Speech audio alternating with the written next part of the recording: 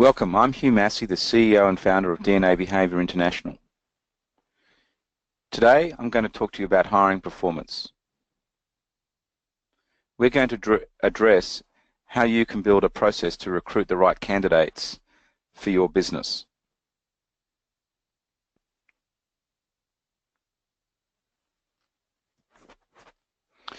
So the hiring performance challenges get down to recruiting round pegs in round holes, getting the right person into the right role, actually building a recruitment process that leads to ongoing employee engagement.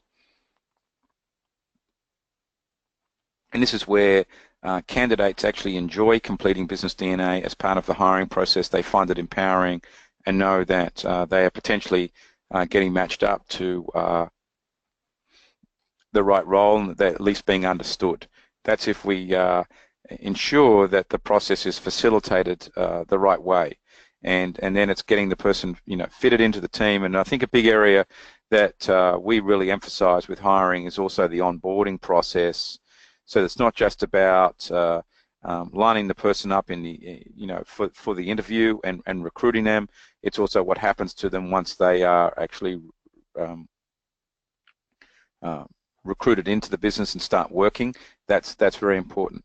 The other big area where people fall foul in the recruiting process is with the behavioural interviews. So what we really encourage is that Business DNA is used to uncover what you may not see in the interview, and then to be able to pinpoint the conversation with more specific questions that draw the candidate out to determine whether they're going to be successful in the role and what's going to motivate them.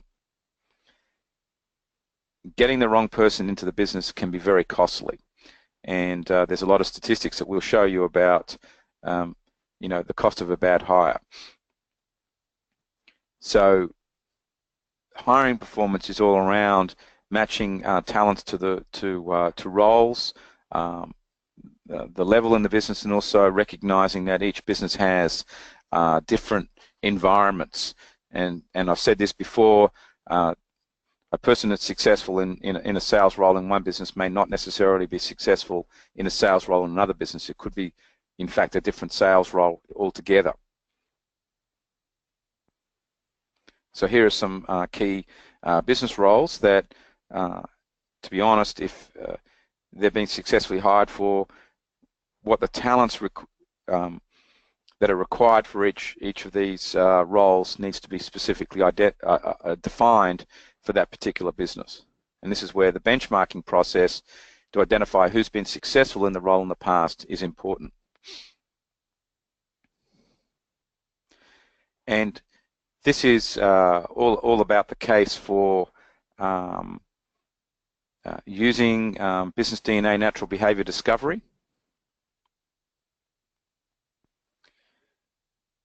So just understanding someone's interests, their academic achievements, just giving them an interview with no behavioral discovery isn't necessarily going to work.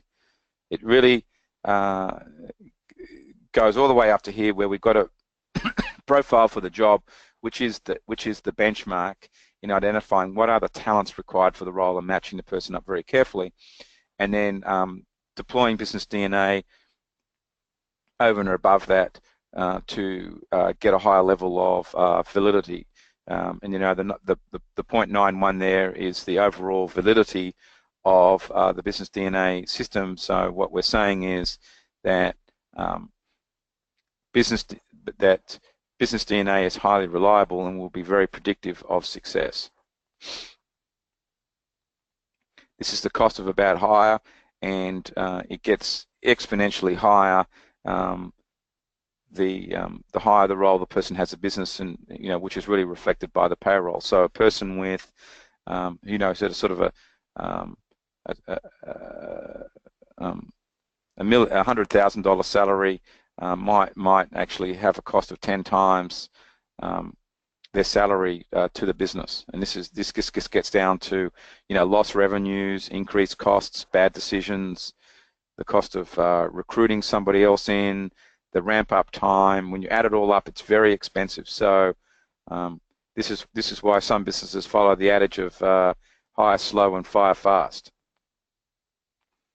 We do have a Business DNA hiring performance handbook, which we found is very successful for guiding leaders and executives through the hiring process, and also helps provide the questions that need to be asked in the interviews, and how to step this out. In this graph here, I do emphasize building the right hiring culture. Some people look at it as a chore, but really it should be an area that certainly the CEO and the leadership of the business should be very interested in, and sometimes it's a primary part of their role. And the more that candidates experience the fact that there's a great culture inside the business, then the more likely they're going to be attracted to the firm, and also it's going to give you a better chance of getting the right people involved. And so just to emphasize the steps, so that's the first part, is just to build the right culture and processes, identify the role, which is the benchmarking here. So identify the role, then benchmark it, match talent to the role, then match the person to the manager and the team, and then conduct the behavioral interview by really drilling in on the person's strongest behavioral factors and their struggles to see how they will perform in the role. It's important not only to uncover the natural behaviors, although that is the starting point, because that's going to tell you what is instinctive and ingrained and how the person will perform on the long run, not just over the next few months. People are good at covering up who they are for the interview, but it all sort of unfolds a few months later. But it's also important to know what the person's interests are, where their passions lie, what their values are, a bit more about their home upbringing, their peer networks, other things that they've done, and of course, in the third part here, they've got to be cognitively or intellectually up to working in the role. There's no point having somebody that does have the right talents, but their skills are just too far away. And all right, you can train somebody, but that skill gap and knowledge gap could be too far away depending on the role. And we then have the hiring report that takes the insights out of Business DNA and makes them more specific. So and drills this down to the 10 desired tasks that the person wishes to perform, the team roles, it prioritizes that, the work environment features, and also the work rewards.